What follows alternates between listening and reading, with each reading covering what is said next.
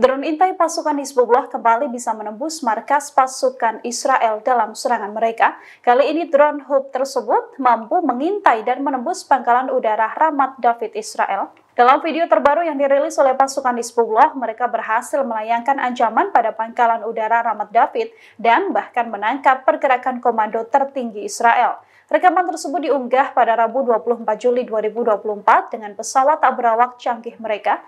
Pangkalan udara Ramat David adalah satu-satunya pangkalan udara militer Israel yang berjarak 46 km dari perbatasan Lebanon. Drone Hub ini berhasil menghindari sistem pengawasan dan intersepsi Israel untuk ketiga kalinya. Dengan jelas, seluruh bagian dari pangkalan udara Ramat David dikuliti oleh Hizbullah. Hizbullah merinci di pangkalan udara Ramat David ini juga dilengkapi hanggar, lapangan pacu, gudang amunisi, hingga 3 baterai Iron Dome. Lewat pengintaian inilah pasukan Hizbullah juga memberikan ancaman keras bagi Israel. Hizbullah menjelaskan bahwa ia bisa sewaktu-waktu menghancurkan pangkalan tersebut.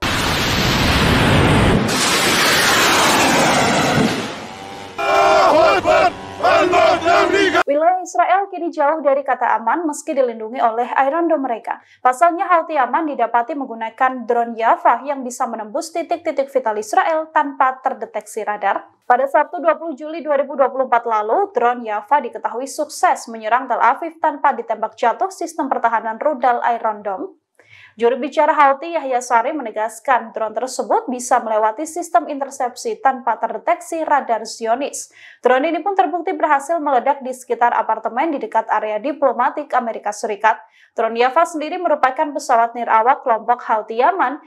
Yafah diidentifikasi sebagai pesawat nirawak Sama 3 buatan Iran. Hanya saja beberapa bagiannya telah dimodifikasi sehingga tampak begitu berbeda, termasuk juga jarak jangkauannya yang sudah dikembangkan. Houthi Yaman juga menegaskan bahwa drone tersebut adalah hasil buatan sendiri. Yafah selama ini menjadi pesawat nirawak multiguna jarak jauh yang dirancang dengan begitu canggih. Yafah juga dilengkapi hulu ledak berkekuatan tinggi serta sistem canggih yang mampu menghindari radar dan pertahanan udara musuh. Karena statusnya baru, Yafah disebut pertama kali dipakai selama operasi melawan Israel baru-baru ini.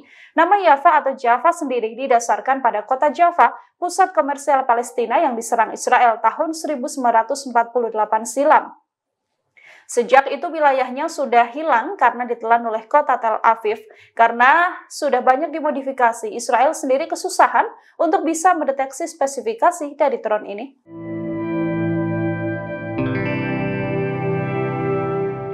Presiden Rusia Vladimir Putin memperingatkan Israel agar tidak memperpanjang konflik di Timur Tengah. Putin juga memperingatkan potensi perang meluas jika sampai Rusia menurunkan sistem rudal nuklir Yars mereka. Rudal nuklir Yars sendiri mampu menyerang target hingga sejauh 11.000 km.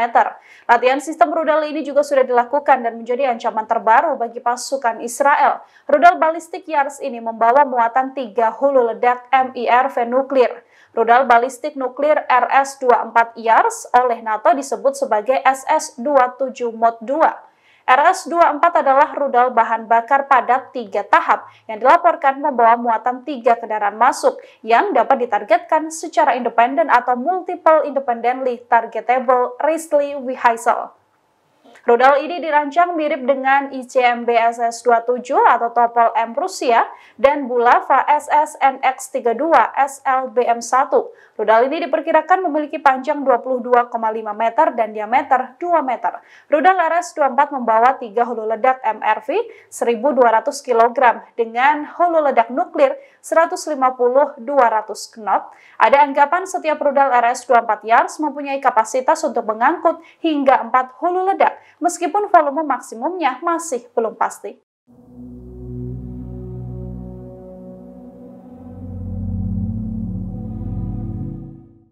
Anggota Parlemen Amerika Serikat Rashida Tlaib terang-terangan mengacungkan tulisan penjahat perang saat Perdana Menteri Benjamin Netanyahu berpidato dalam Kongres pada Rabu 24 Juli 2024. Tulisan tersebut diacungkan oleh Rashida saat Netanyahu berterima kasih pada Joe Biden atas konflik di jalur Gaza. Selain mengacungkan kata penjahat perang, Rashida juga menenteng tulisan bersalah atas genosida ke hadapan Netanyahu.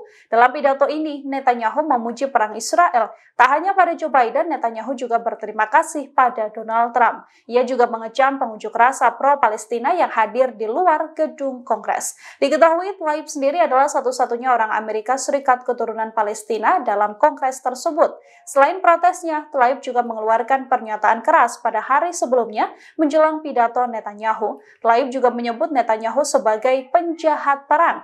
Meskipun mendapatkan tepuk tangan meriah dari para hadirin, pidato dan kunjungan Netanyahu juga mendapatkan penolakan di luar gedung Capitol. Tak hanya itu, lebih dari 100 anggota Kongres juga memutuskan untuk walk out dan tak mendengarkan pidato dari Netanyahu. Iran's axis of terror confronts America, Israel, and our Arab friends. Perdana Menteri Israel Benyamin Netanyahu menabuh genderang perang dengan Iran seusai pernyataan kontroversialnya. Israel menyebut bahwa Iran adalah musuh besar dari Israel sendiri dan juga Amerika Serikat. Benyamin Netanyahu menyebut bahwa Iran adalah sumber ketidakstabilan di Timur Tengah. Kini, Netanyahu juga diam-diam menghasut pemimpin negara-negara Arab di Timur Tengah tentang pandangannya terhadap Iran. Netanyahu juga mengklaim bahwa Iran akan menaklukkan Timur Tengah sebelum menargetkan Amerika Serikat. Perdana Menteri Israel ini menyatakan bahwa Iran mendanai berbagai kelompok perlawanan untuk menargetkan kepentingan Amerika Serikat dan Israel di Timur Tengah. Netanyahu juga berteriak dan mengatakan bahwa dengan Israel melawan Hamas, Hizbullah hingga Houthi sama artinya bahwa Israel menghancurkan Iran. Netanyahu menyebabkan propagandanya dalam pidato tersebut dengan mengatakan bahwa serangan militer Israel di jalur Gaza, Suriah, Lebanon, dan Yaman adalah untuk melindungi Amerika Serikat selain melindungi Israel sendiri. Ia meyakinkan Amerika Serikat bahwa Israel dan Amerika Serikat berbagi kepentingan dan musuh yang sama di Timur Tengah. We meet today at a crossroads of history. Our world is in upheaval. In the Middle East, Iran's axis of terror confronts America, Israel, and our Arab friends. This is not a clash of civilizations. It's a clash between barbarism and civilization.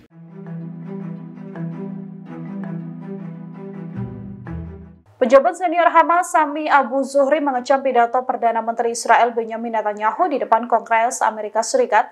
Lewat pidato tersebut, petinggi Hamas ini menegaskan bahwa memang Netanyahu tak mau mencapai kesepakatan senjata dengan Hamas. Dalam pidatonya, Netanyahu sendiri menyebut bahwa pihaknya perlu membentuk aliansi di Timur Tengah untuk melindungi Israel. Ia meyakinkan Amerika Serikat bahwa Israel dan Amerika Serikat berbagi kepentingan dan musuh yang sama di Timur Tengah. Perdana Menteri Israel ini juga menyampaikan klaimnya bahwa militer Israel hampir mencapai kemenangan atas Hamas di jalur Gaza. Abu Zuhri menuturkan pidato Netanyahu penuh dengan kebohongan dan tak akan berhasil menutupi kekalahan konflik di jalur Gaza. Abu Zuhri menambahkan bahwa aliansi apapun di Israel akan menjadi pengkhianatan terhadap para martir. Netanyahu juga mengatakan bahwa Israel tidak berusaha untuk membangun kembali Gaza. Setelah perang dengan militan Hamas, daerah kantong itu harus dipimpin oleh orang-orang Palestina yang tidak berusaha untuk menghancurkan Israel. Juru bicara Presiden Palestina, Nabil Abu Rudainah, juga menanggapi pidato Netanyahu. Hamas pun secara terang-terangan menyebut akan menyerang Israel atas klaim kontroversialnya tersebut. Download Tribun X sekarang, menghadirkan lokal menjadi Indonesia.